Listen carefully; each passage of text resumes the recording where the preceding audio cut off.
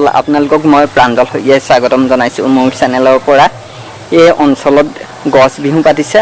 আমি আজি গছ বিহু চাবলৈ আহিছোঁ আৰু গছ বিহু চাই এটা সুন্দৰ ভিউ আপোনালোকলৈ আগবঢ়াম আৰু আপোনালোকে আমাৰ ভিউটো চাব আৰু লগতে আমাৰ চেনেলটো আপোনালোকে যদি আগতে ছাবস্ক্ৰাইব কৰা নাই ছাবস্ক্ৰাইবটো কৰি দিব আৰু কাষত লোৱা বেল আইকনটো টিপি দিব আৰু লাইক কমেণ্ট আৰু শ্বেয়াৰ কৰিব।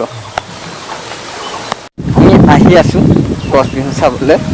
এই মাথাউৰিটোদি দুবিয়া মাথাউৰি এইটো আৰু এই দুবিয়া মাথাউৰিটোৰ কাষেদি এখন নদী বৈ গৈছে আৰু নদীখনৰ পাৰত গছ বিহু পাতিছে। দেৱে আহক চাওঁ বিহুটো। আমাৰ গুৰু শঙ্কৰে ধৰ্ম প্ৰচাৰিলে অসমীয়া সমাজৰ প্ৰীতিৰে বান্ধিলে তুমি ৰচিলা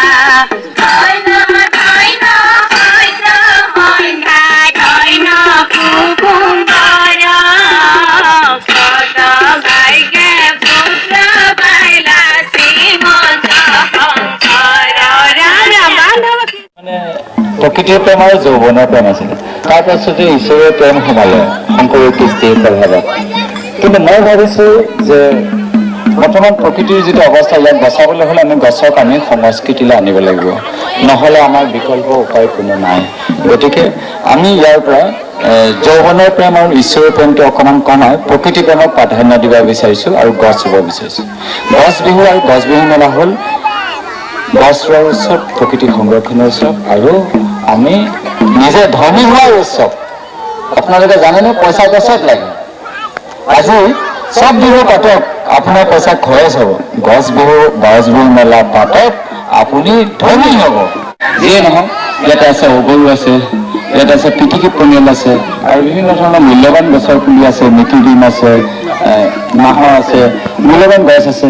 এইবিলাক আপোনালোকৰ ঘৰত ৰোৱা হ'ব, তাৰমানে আপোনালোকে ধন পাব। পইচা গছত লাগে। গছ থাকিলেহে মানুহ থাকিব, মানুহ থাকিলেহে বিহু থাকিব।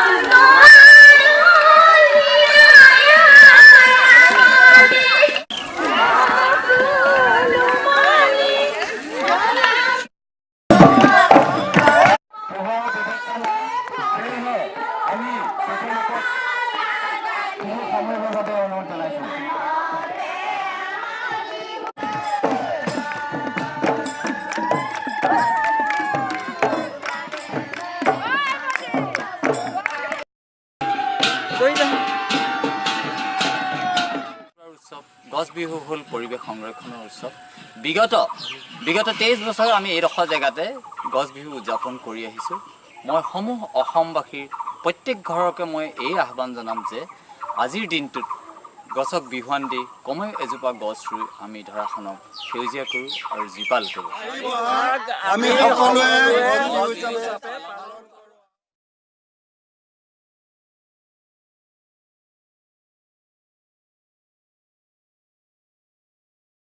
যদি আগতে ছাবস্ক্ৰাইব কৰা নাই ছাবস্ক্ৰাইবটো কৰি দিব আৰু কাষত লোৱা বেল আইকনটো টিপি দিব আৰু লাইক কমেণ্ট আৰু শ্বেয়াৰ কৰিব